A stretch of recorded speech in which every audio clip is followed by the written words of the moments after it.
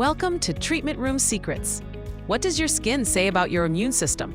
In this episode, our guest Dr. Abru breaks down the science behind inflammation, stress, and skincare, and why your skin is more than just a surface issue. So thank you for being here, Dr. Ebru Karpuzoglu. Thank you for having me, Dani. I'm so happy to be here. Good. So just so people know, like we are on first name basis now because you did give me permission to shorten your name for the purpose of the conversation to Dr. Ebru. So if it's okay with you, let's start with your background in medicine specifically. Where does the doctor come into play?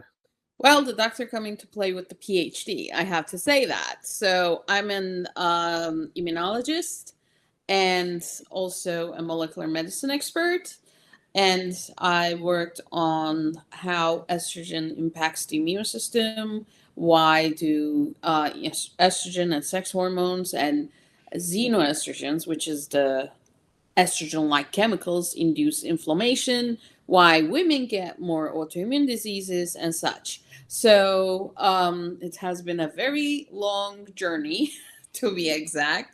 I love science. I love the research. I love finding new things and sharing with the people. And that also came into play when I realized that, inflammation also affects your skin. And then there wasn't any solutions to my problems at the time. And that's when we founded Aveseena. So it's been a very interesting journey from academia to science to research to entrepreneurship. Are you still involved in both then? Yes, I am. So and now in a research capacity? Yes, I'm still an adjunct faculty. Yeah. So what does it exactly mean to study immunology? Is it the study of the immune system? Exactly. That's the study of the immune system. So let's put it this way. Your immune system is your private army.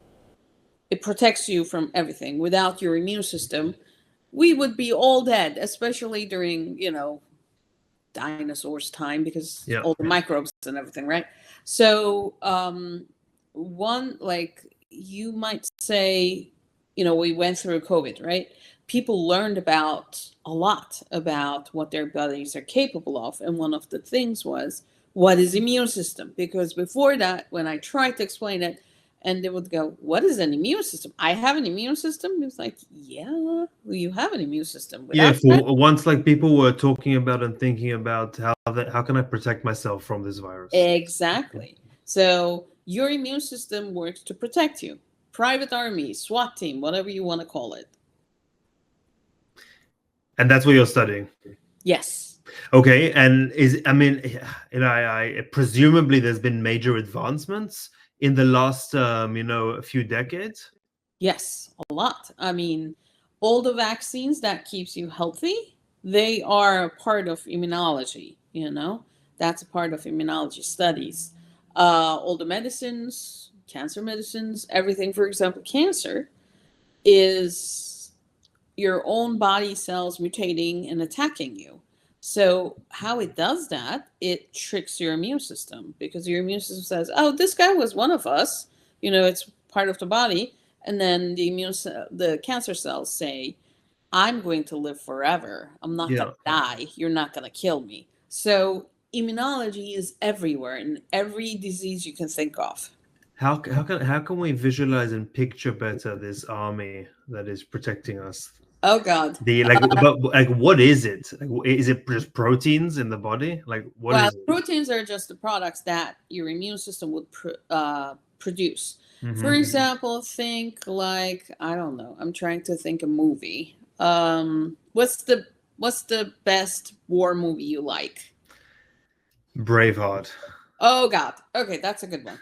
Okay, so think like the British Army as the microbes, and they're coming, right? You remember the big scene where, the Braveheart was going from the backwards and everything? So think your immune system like the Scottish Army. So in that part, you have the foot soldiers, you have the ones on the on the horses and everything. So in the immune system, you have your T cells, your macrophages, your B cells, all that. So part of different armies. Each of the cells have different functions, like in Braveheart, right? Some of them go forward and attack. The other ones produce and, work on the ammunition at the background, which is your cytokines, kind of like proteins and whatnot. Some of them wait in the background and start recording and remember that's your B memory cells, stuff like that. So, yeah. Is it one of those things that we kind of like know most of how it functions, or are we like discovering groundbreaking new things on a daily basis? We are still discovering. We're still discovering because it is fascinating. It's years of millions of years of evolution, how your immune system changed with every mutation, every virus, every bacteria, and every environmental aggressor out there. It constantly evolves. So there's still stuff we're learning, and it's just an amazing system.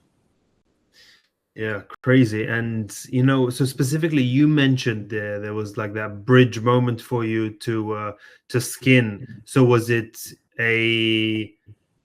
something that was connected to you? Did you mention your problems that you had? Oh yeah.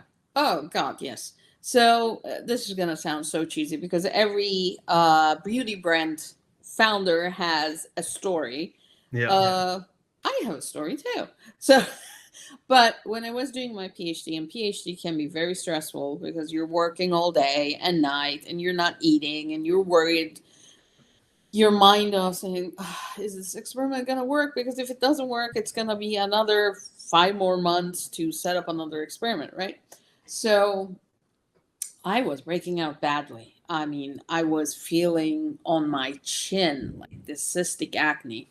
And my mom is a pathologist and an oncologist. So at one point I was like, Mom, I think I have cancer because they're so huge. And there's like, I couldn't touch my chin. And like my lymph nodes, my swollen, I was like, and she's like, no, you don't have cancer.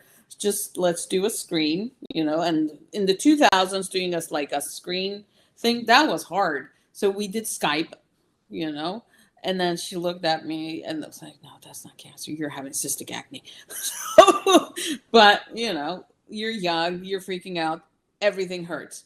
So, and what I did was, when you're a student, you don't have that much money. So I went out and got a whole new set of skincare set, thinking probably maybe mine went bad. Maybe I need something stronger. So I went and bought this brand. I'm going to say it's like mint green, but I'm not going to say the name. And I bought the whole thing. And boy, was it expensive. And came home, started using it. A couple days later, my husband says, your face is gray. I'm like, what? Your face is gray. Go look at the mirror. And I'm not kidding you. My face was gray. And I was more irritated than before. So I was like, took all the products back. And I said, like, look at my face. And they were like, you're great. He was like, yeah, I know. I'm great. I mean, this is why I started using this and it happened. So I gave everything back. But I got so mad. I mean, all that money, all that, stuff you went through, it's really painful. And so I started researching because I was like, I got mad. When I get mad, I start researching. And back then in the 2000s, people didn't talk about this. Your skin, yes, it's the biggest organ, but also it's an immune organ, right?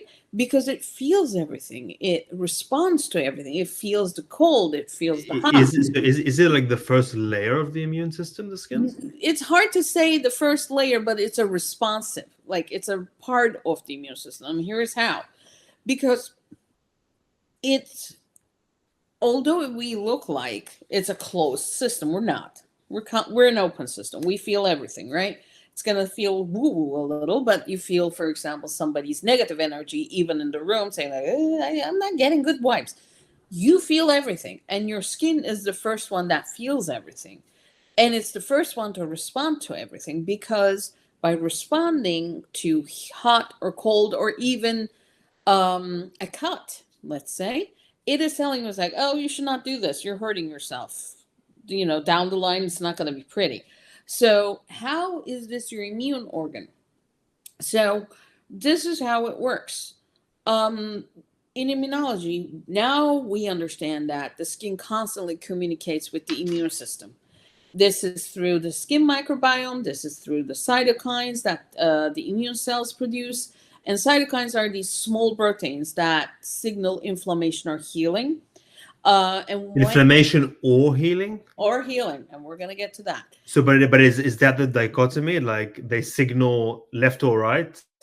It's inflammation or healing? They can. And there's a thing there. So let me finish this one. So when you this dialogue between the skin and the immune system is dysregulated, it can relate to chronic stress and dryness and redness and discomfort, which was my case, right? So they ask, why does this happen all of a sudden? It doesn't happen all of a sudden. It is an additive effect, but it shows up, it mirrors up on your skin where your body can't handle anymore. So let's go to the inflammation. So inflammation these days by the beauty industry is deemed like it's marked as bad. Inflammation is not bad. There are different kinds of inflammation. The devil is in the details. So in an acute inflammation, which is your good inflammation, let's say you cut your finger, you encountered a bad bacteria, your immune system realizes that and sees that. It was like, ooh, I shouldn't have this here. And it starts attacking to that bacteria. The main objective is destroy the enemy. That's it. That is it. So how is it going to destroy that? It's going to destroy by cytokines, by receptors, feeling the other receptors on the bacteria, engulfing it and eating it. That's the macrophages. But it's a pretty cool mechanism. So this is the attack mode. This is the inflammation full mode. But an acute inflammation, what it does, after it cleans out the bacteria and gets rid of it, it signals and says, okay, everything is done. Let's get to healing. Because there is some damage over there done during this attack, right? So that's the healing part. When does inflammation get bad? That is when it becomes chronic. We don't want it chronic. So chronic means you're always in the attack mode. You're going and going and going and going. What's going to happen? Body is going to wear itself out. Or even worst case scenario, it may start attacking itself, which is the autoimmune diseases, which we do not want. However, it can happen.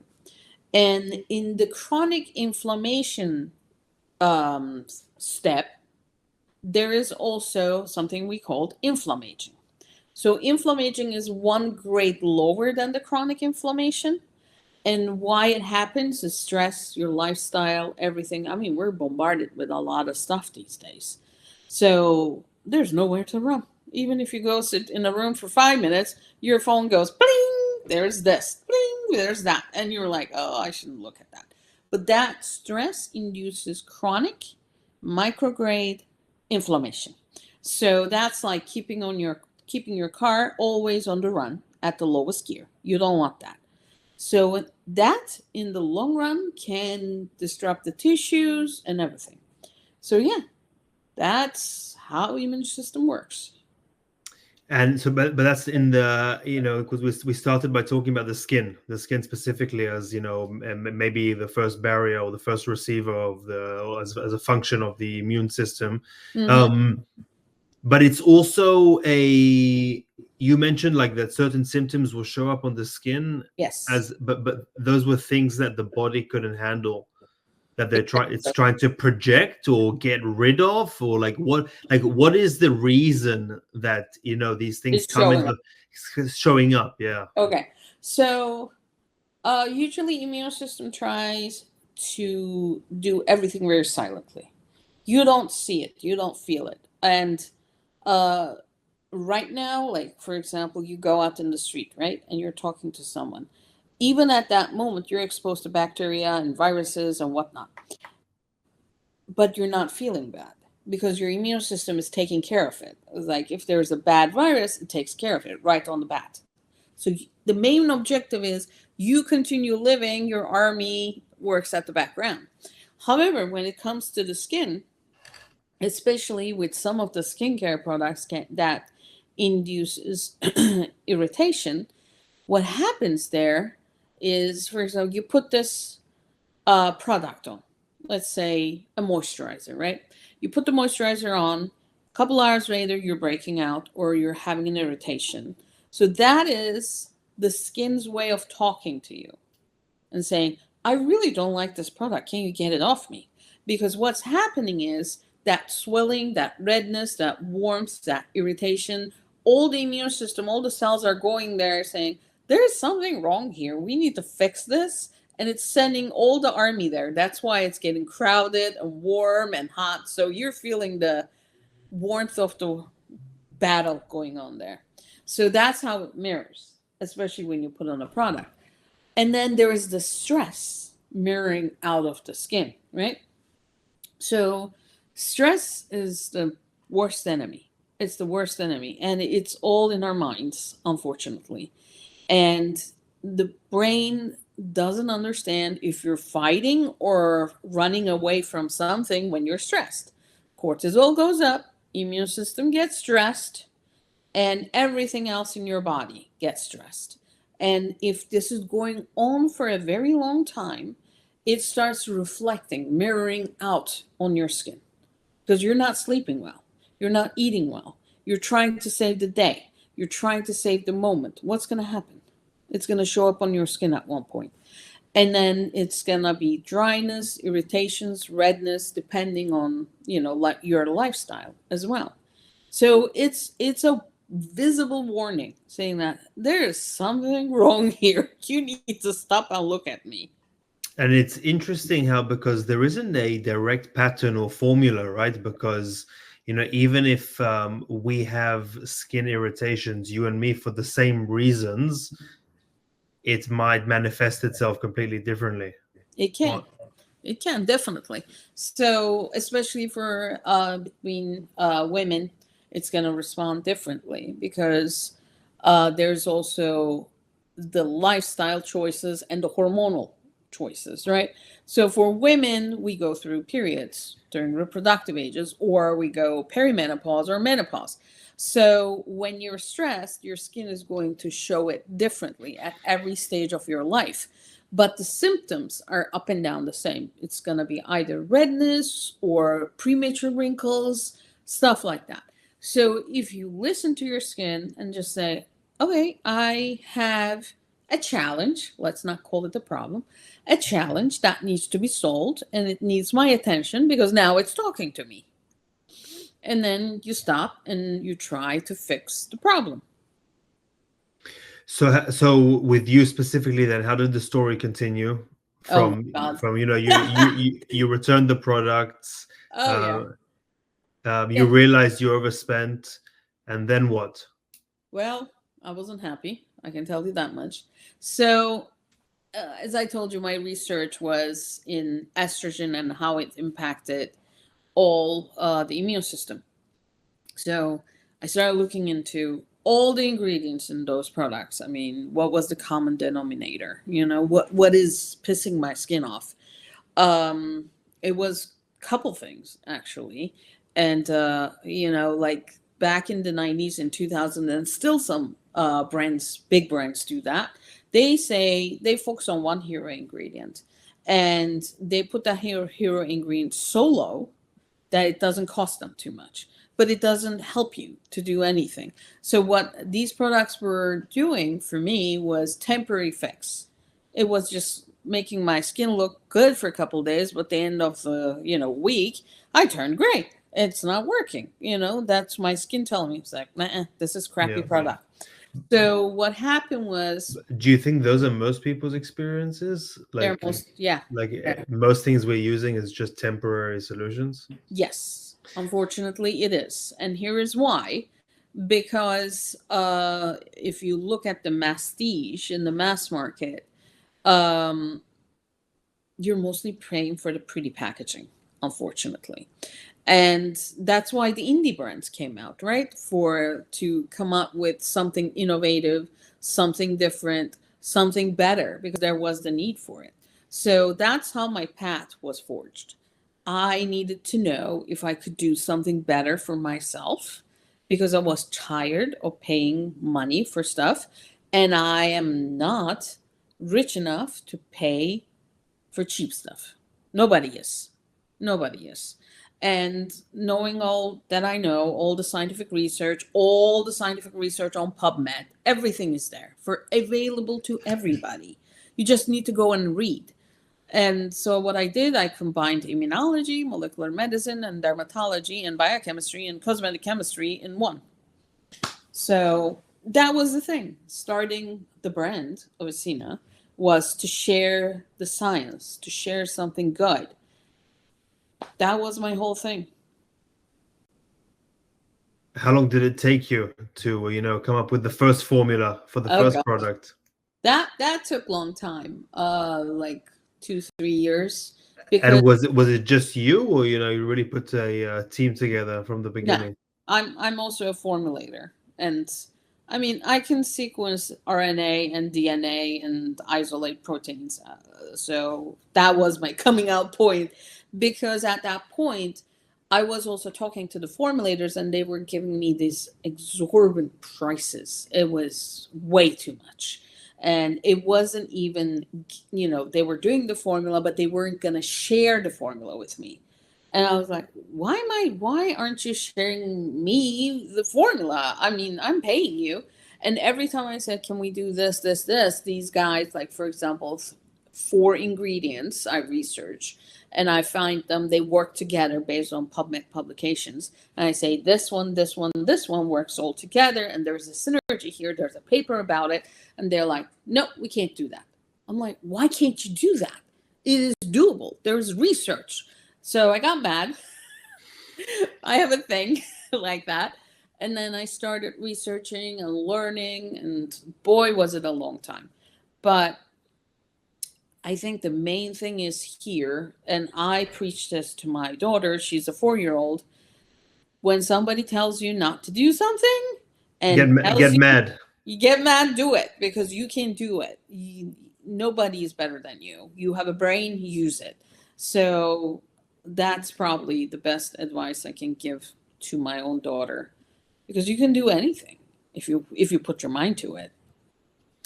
So are your products all based around a specific core formula that you mentioned?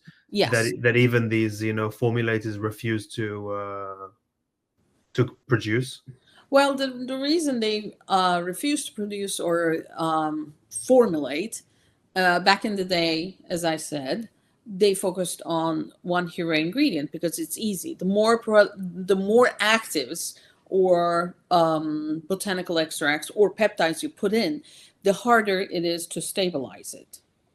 And you need to be careful, because sometimes some peptides doesn't work with some emulsifiers or some preservatives. So you need to be careful. That's why it takes a long time. And the longer it gets, the more expensive it gets in a formulator stuff. But if you're the formulator yourself, you can formulate up to the wazoo 5 years if you want to. But that is the thing. I like to have the perfect product for myself. Because my mom uses it, my husband uses it, I have a responsibility. So it is doable. A good formulator can put several ingredients that work with each other in one product and formulate something amazing. So is that your argument? Is that like it can be like a 1 + 1 = 3 scenario, where there are like these extra positive effects from combining some of these ingredients? Possible, yes. And so is anyone in the market like doing something similar, or is the majority of the market following the one hero? What is it? The one ingredient hero? So still the masstige in the big market is still doing that, because when you look at it, it's cheaper. Now the indie brands are trying to combine several ingredients that works together and work with the skin, not against it. Of course, that includes more research, cutting edge research. Think like the big companies, like a big freight train, right? They're pulling this whole big company behind them. And when they come up with a formula, they have to profit right away, right? Because they Yeah. have to pay the whole big company. In an indie beauty company, you can focus because you have a smaller core team and consultants. You have more room and to pivot faster. So, for example, new data comes in, you can see it's like, okay, this is nice. Let's integrate this into the next step of the formulation. You can do that. But for a big company, you're dealing with a freight train. How are you going to stop it, get an ingredient on, and let it go again with fast? That is hard. Yeah. Back to the immune system then now. So is it fair to say that if I am sick, for example, or if I did get COVID, during the COVID years, my immune system lost that war, that battle? If it lost that war, you would be dead. Okay, so that's good to know. So it never loses a war, but it concedes. Well, it sometimes compromises. So if you got COVID and you are alive now, it won the war. You won the war. Of course, there will be some side effects because it's an interesting virus. We still don't know a lot about it. And one thing about viruses, it mutates. And we were extremely lucky with COVID, and it mutated in a weaker form. And if we weren't lucky as humans, it could have mutated into something stronger, and then we may not be here by now. So nature is interesting. The viruses are fantastic creatures. You hear so many claims, pretty much forever since print existed. So many claims about the immune system for the regular people, like myself. Take vitamin C, or drink all these different drinks, Mm-hmm. and get sun exposure, and eat blueberries and eat nuts. Are these things aiding our immune system? Yes, they are. Of course, there's also a marketing perspective, as you said, but getting vitamins, vitamin B, vitamin C, vitamin D are helpful. Especially vitamin D is helpful, and here's why. We're inside sitting right now, but this body is not designed to be in the house constantly working in a room without sunlight. We were supposed to have sunlight because when the sun hits your skin, you start making vitamin D. Vitamin D is amazing. Your immune system needs it, your bones needs it, you need it. So when you're sitting in a room working constantly in front of the computer, are you getting any sun? No. So you are becoming vitamin D deficient. So you need to either go out, sit under the sun, open your belly and sunscreen, and then, or you need to get vitamin D. So that's the aspect of vitamins. Of course, everything extreme is not good for you. Everything in moderation. Blueberries, fantastic. Good veggies, good fruits, always good. Because again, we weren't designed to have fast food every day. The body is not designed that way. So yes, there is truth to it, and I would recommend vitamins and good fruits, good vegetables, especially that, and But staying away from stress. So yes. in your study, though, like, what is maybe something obvious, or something not obvious that we don't think about, that either aids or even hurts our immune system, that we do on a regular basis without even knowing? Because even because presumably working on, like, aiding our immune system, presumably it's more than the blueberries and the vitamin D from the sun. And like I'm assuming the army is built out of more than that, and Mhm. that every action we take maybe on a daily basis or exposure to certain things has an effect on the strength of the immune system. Definitely. I mean, what is like known but avoided to be known? Let's put that way, right? Yes, yes. So that would be stress. That's stress and anxiety and worrying and fear and watching TV, all those news. Stop watching the news. you know, those really hurt your immune system. Because what is fear? What is fear? Fear is worrying about something that's going to happen in the future, and it hasn't happened yet. So your brain comes up with different scenarios, and mine can come up with a lot of scenarios, by the way. Mine too. Oh, yeah. So, and then you say, oh, if this doesn't work, I need to do this, I need to do this. And if this is going to happen, I need to have this backup, blah, blah, blah. And at the end of the day, none of that happens, but you spent all that energy and worried, and that is putting also your immune system and your body in overdrive, hence the inflammaging, right? Because it's saying, oh my god, we're under stress, I think there's going to be something wrong, we need to get ready. So so you mentioned like when there's chronic stress or chronic inflammation in the body, Mm-hmm. the immune system just doesn't have maybe now the resource to fight battles all over the place because it's overcompensating and has this chronic situation somewhere in the body to deal with. It might stretch thin depending on your lifestyle and your stress amount and what you do for a living, right? So you might be stretching it thin. Like you have the Braveheart army, right?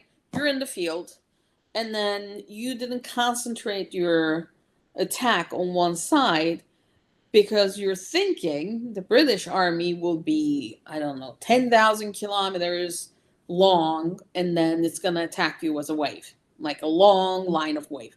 And then you take your army and you stretch it 10,000. What's going to happen? You're stretched thin. You're not going to win. You're going to get sick. Eventually, yeah. Yeah. And what happens with the immune system with age? Age is a different thing. So, as I said about inflammaging happens when we're younger due to stress and environmental factors. However, age is also a factor in inflammaging. As we age, the inflammation increases. Unfortunately, as we age, our growth hormones are decreasing and our ability to repair ourselves is decreasing. It's like nature's way of telling you, oh, you reproduced, you had fun, yeah, go die in the corner kind of thing. It's sad, but it's like that. However, we can make aging is inevitable. We can't escape that. But we can make it better. We can make it better. So, yes, aging has an impact on the immune system. It changes its responses and how it responds to several aggressors and bacteria and viruses. However, it's in our hands again to help it. Yeah, but it's it slowing the decline, It not preventing the decline, because everything slows down as you age. Yeah. Everything slows down. I mean, even you have a car and you use it for 30 years, what's going to happen? The part's going to wear out. Yeah. We're wearing out, unfortunately. It's bad design. It's not a happy design, but the design is like that and it's stuck with us, Yeah, maybe we'll aid the evolution somehow with going through all this stress. I hope so. Maybe it'll go to some good somewhere in the future. Maybe a few million years away. So with your products specifically, then, like, what were what do they encompass? Is it only skin irritation? Is it only for skin, or what is it now that you are looking to accomplish? So there are a couple of things we wanted to accomplish with this. One thing was, as you can tell, during COVID, like everybody was touching their face and mask was touching your face. And you remember, everybody was irritated. So take that and impose it on a skincare regime. So there are some skincare regimes like the Korean ones, you use 10 steps to have glass skin. Oh yeah, you're gonna have a glass skin for a week. Second week you're breaking out, because I tried, I was curious, and it wasn't fun. I broke out. And here is why. The skin doesn't like to be touched a lot. I mean, when you even poke someone constantly, that the person you poked, it's gonna hit you back. It's gonna say, "Don't poke me. You poked me like 10 times." So it's the same with the skin.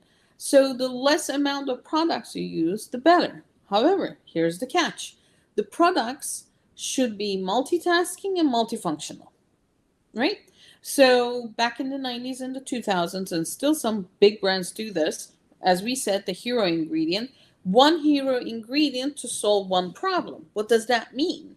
For example, you have puffy eyes and you're aging and you have dark circles around your eyes. There's 3 problems. So what are you going to do? Buy 3 different products and apply them 3 times? That's going to suffocate around your eye. That's too much product. But if you have one product that has all those solutions in one product, you're doing it only once and you're getting all you needed. So that was one of the things we focused on with the Aveseena products. Multitasking, multifunctional, one product. And there is the monetary issue. So if you get 3 products, even though it looks like cheap, and I never ever advocate cheap products, by the way, you still end up paying more money. Okay? So if you get a product like ours that is concentrated, multitasking, multifunctional, actually you're paying less by the drop you use, because you just need to use a tiny drop, right?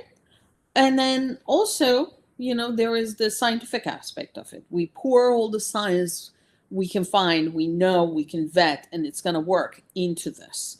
So, and we make sure that it follows European Council cosmetic regulations, the best in the world. And we do all the tests that's needed.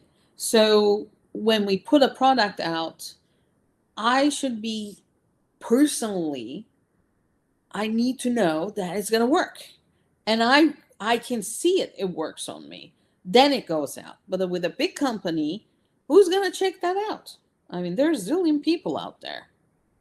So that is the point, to give the best possible outcome of a skincare that works. And what does it do? It focuses on the signs of inflammaging and for sensitive skin.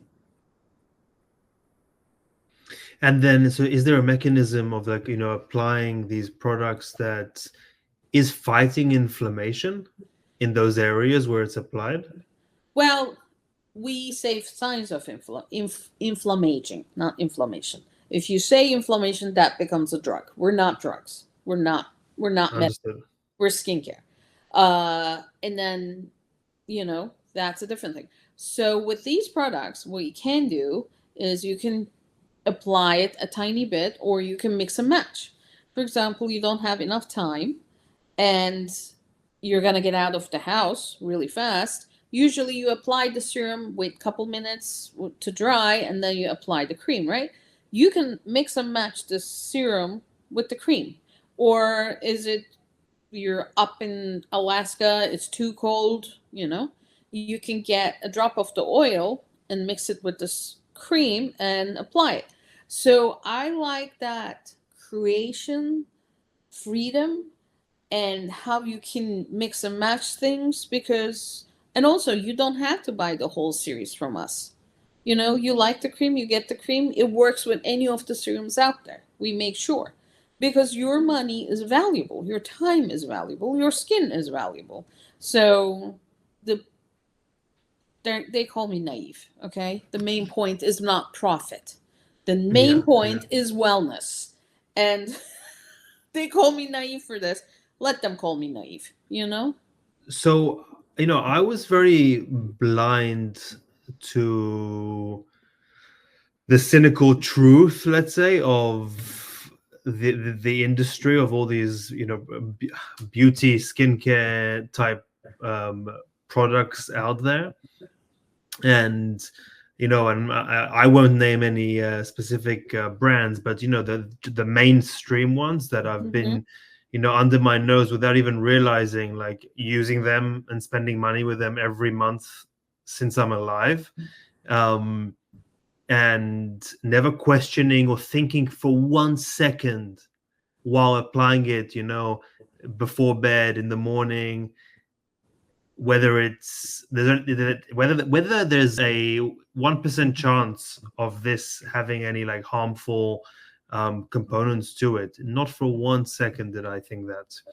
And so if I was like that, I'm assuming many others are the same. I think I don't know if it's most, but I think it would be most people that go to CVS and look on the lotions aisle, will look for what attracts them, marketing wise. That's number one. And then number two, if they can find a good price or a discount or something, then they'll go for that. And it kind of stops there. Mm-hmm. So it's like the idea of pushing this maybe awareness is something that I've been trying to do with myself. And I've been using this Yuka app for the last couple of years. That app where you can scan products, yeah, and it'll give it a score. So again, I don't know if they're good or bad or accurate or not, but it's a tool that I use to at least try and differentiate between something that's maybe bad for me than something that's maybe okay. So where do you think all that goes? Well, yeah, because in one way for you, like I would think, from a even business perspective, there's so much opportunity there because so many people have not converted per se. I hear you. So I'm gonna say this outright. I hate fear mongering. I hate it. I hate science washing. I hate greenwashing, because there's so many so-called influencers who doesn't have a science degree, who didn't read one scientific paper, say, oh, this is bad for you. Based on which paper? Based on which scientific evidence? Here's one of them. So back in the day, they said phenoxyethanol was bad. So parabens went away, right? You need a preservative. You need a good preservative, because now we have MRSA, which is the hospital bacteria that can live in the cream. It's a bacteria. It can go there. So you don't want that in your cream. So, and you can have mold growing in it if it's not properly preserved. So you need preservatives. So people you have to. So people shouldn't be scared of. No, definitely not. Because if it's water-based, let me break it down. If it's water-based, you definitely need preservative, because bacteria needs water to grow, like you need water to live. So if, like, for example, would you eat a piece of steak, even cooked, sitting on the counter 15 days? Probably not. You know why? Because it's bacteria, mold, all kinds of stuff growing up, right? So think your cream doesn't have a preservative. It's same as the steak. Stuff is going to grow in there, and it's going to be nasty, and it's going to be dangerous, So that's why we put preservatives in there. And there's also something called hurdle technology, where you try to gel the water phase so there's no free water for the bacteria, that kind of thing. Either case, you need preservative. However, not all preservatives are bad. And that's why we follow the European Council rules, because they have an amazing scientific board, and they look at every evidence, every scientific data, and they say, okay, you cannot use more than 1% of the specific ingredient. And if you do, it's bad for you. So nobody can go above that, However, US wasn't like that. Now they're trying to catch up with the MOCRA rules, which is going to be similar to the European Council cosmetic regulation. So when influencer says, oh, this is bad for you because gerbils died with this particular preservative, and I know that paper, what they did in that paper, they gave the gerbils orally, which made them drink 60 times more than their body weight of that preservative. I'm like, You drowned the animal. Come on. I mean, it drowned. It didn't die of the preservative. It died because it couldn't breathe. It died, you know? So this science washing is scary. I mean, it's easy. It's easy. I can scare people really easily, but I don't want to do that because that's not right. That's not ethical. Yeah. But are there, from coming from your position, based on what I mentioned, that person that walks in the CVS aisle and just picks, what grabs their attention and what they can get a good price on. Are there things that are a certain like no in your opinion? Certain no. Okay. Like don't pick not brands, but don't pick it up if it says this. Well, I mean, my personal thing, I don't like acidic toners, for example, because it can be used, it needs to be used very gently, but sometimes people use it back to back thanks to TikTok trends. They use it and overlay it and overlay it, and they end up, destroying their skin barrier. Yeah. So, whichever product you pick up, everybody needs to follow the instructions. It's on the website, it's on the packaging. If you don't find the instruction, email the company, somebody will answer. We always answer. Yeah. We get questions all the time. And sometimes they come to me, I was like, there's a question. It's like, give it to me. I'll answer that. I love answering questions because it's sharing the knowledge, sharing the information. And that's what we need to do. I mean, because the knowledge, the scientific information doesn't belong to me. It belongs to all of us. And if I understand it better, or if I can paraphrase it better, why not teach it or show it or share it? That's the best I can do. So when you go to a place, CVS or something, don't go for the cheapest product. That's what I'm going to say. Because if they discounted it in the market, look at the expiration date first.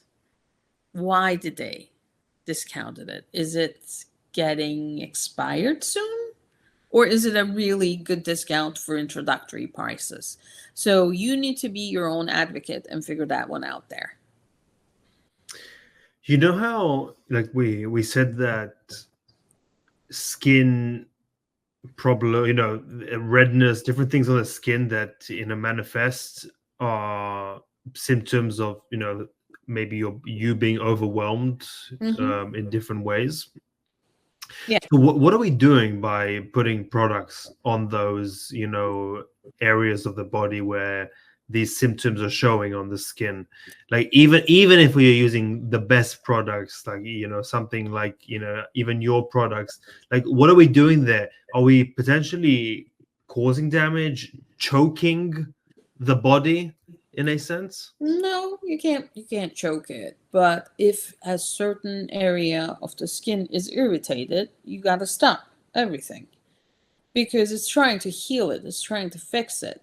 So it's like you're stressed, you're in a room, everybody's talking to you, you don't want to hear anybody, you just want to stay alone with your thoughts and gather your thoughts and calm down. It's the same thing when all these people are trying to talk that, hey, you should done it, do this. It's the same thing. So if it's really irritated, stop using everything. And if you think you need to go to see a dermatologist, go. That's all I recommend because it happens. We're all human. It happens to all of us. But I'll go back to my question then. Like again, just from your perspective, but in essence, what are we doing though by quieting or giving relief to areas of irritation, puffiness, redness, things to do with inflammaging? What is it we're doing there as a mechanism, of the skin barrier, of the immune system? Because in my mind, I can see a narrative where, something is wrong. So a symptom is being manifested, redness in the skin. Mm-hmm.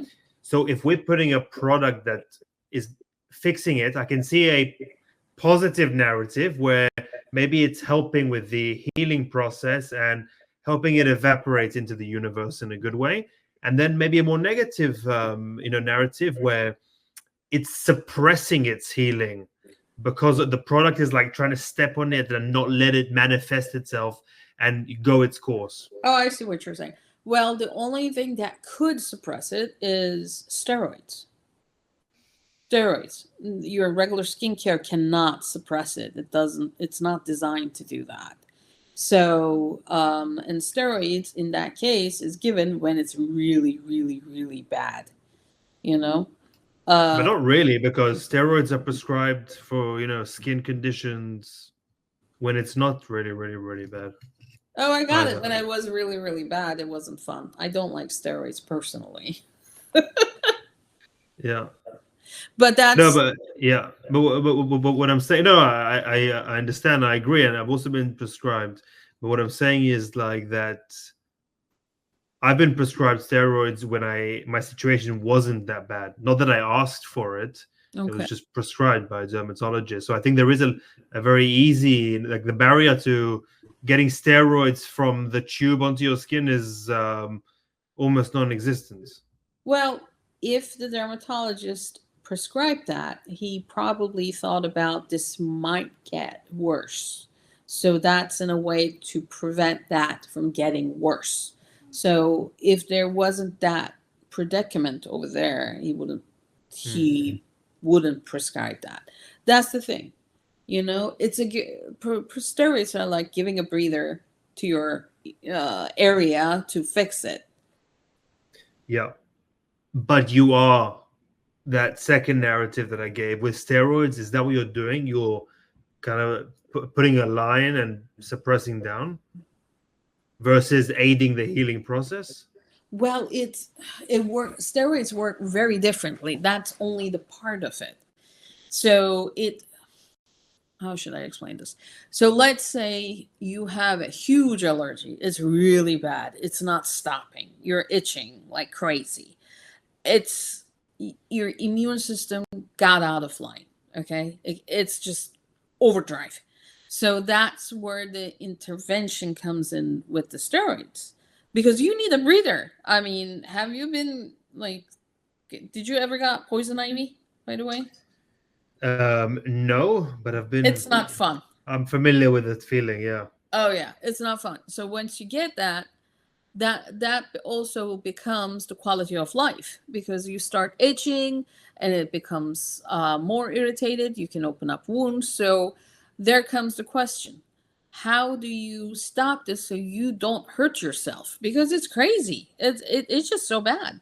So in that case, dermatologists can offer a steroid to stop that for a while, so the immune system can take a break and say, okay, I have a breather, I can fix this, So that's basically it. Everything to help it. Yeah.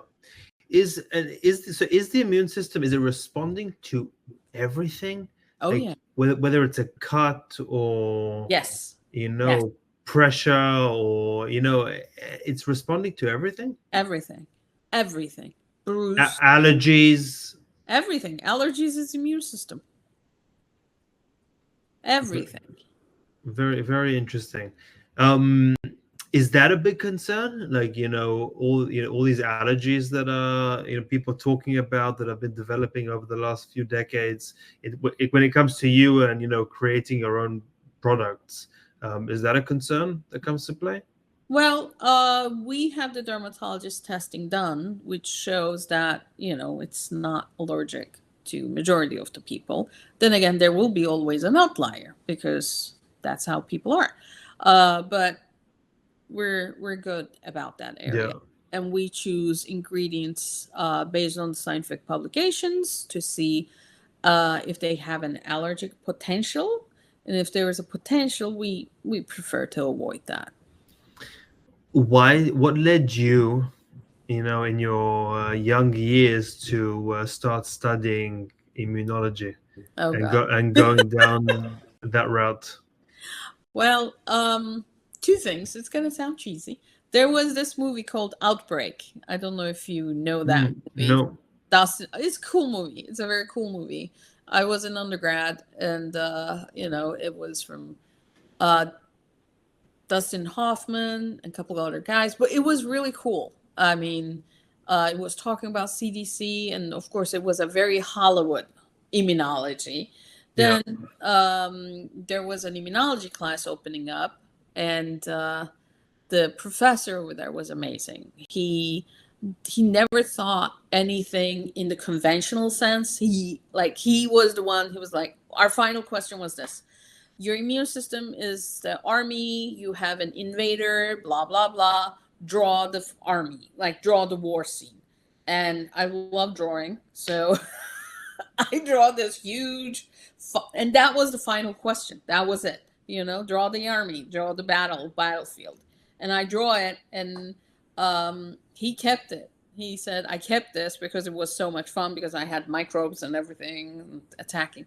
So it was so much fun. It was amazing. I mean, when you go into it, every day it's something. Your T cells are your warriors. You have natural killer cells. That's the name of it, natural killer cells, because it kills microbes. It's so cool.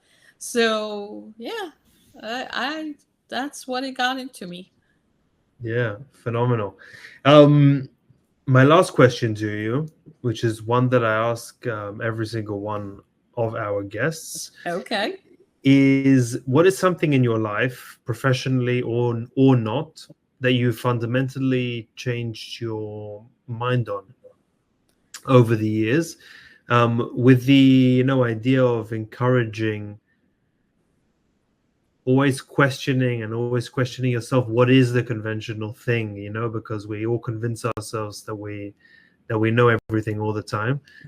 So we like to pull out some examples of real life examples of things you maybe changed your life on over the years. Change my life on.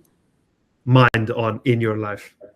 I'm thinking. Don't listen to anybody who tells you cannot do it. That was the thing. Because when you're younger, you believe your elders when they say, oh, you can't do that. And I'm like, okay, I can't do that. But when time passes, you realize your potential. I think your frontal lobe gets more mature, and more developed. And then you realize, well, I think I can do this. And you start doing it. So that was the thing. I can do anything. That was the thing that changed in my life. How old were you? Let me think. 27-ish when I finished PhD. Because they were like, oh, you can never finish. Because it wasn't finishing. Because, I was producing papers like crazy, writing grants like crazy. I was good. It was in their best interest to keep me there. Because PhD student is cheaper than a postdoc. And I was like, nah, I'm leaving. I am leaving. And you are giving me my diploma. I do not care. Yeah, that I was a hell child. They didn't like me. They didn't like me a lot then. But they gave me the diploma because they were like, yeah, you're right. You need to go. You need to move on. We get stuck in comfort zones because it's easy. Yeah. So, yeah, that's it. You can do anything. All right, not bad. I will ask you then to just tell everyone, where they can find, more about Aveseena, about yourselves, and then we'll wrap up the episode. Sure. You can find us on our website. It's Aveseena.com, as Aveseena.com. You can find us on Instagram. We have a very entertaining Instagram profile. We even have meditation snippets coming up. So you can find us on YouTube. And if you want to shoot an email, go on our website, go to the contact page and shoot an email. It comes right to us. Fantastic.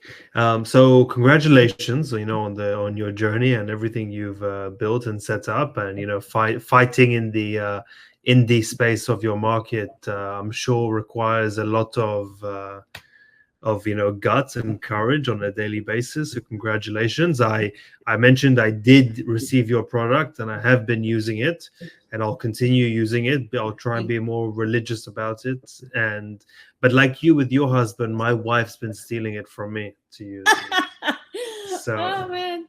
So thank you very, very much. You're welcome. And yeah, so Aveseena, AVESEENA.com, and it was a fun. It was always, it's always interesting just listening to perspectives, even from something about the immune system, from your perspective, and your the way you describe it with the different visualizations that you give. So thank you. It was really fun. You're welcome. Thank you for having me. Awesome. We'll speak soon. Bye-bye. Bye.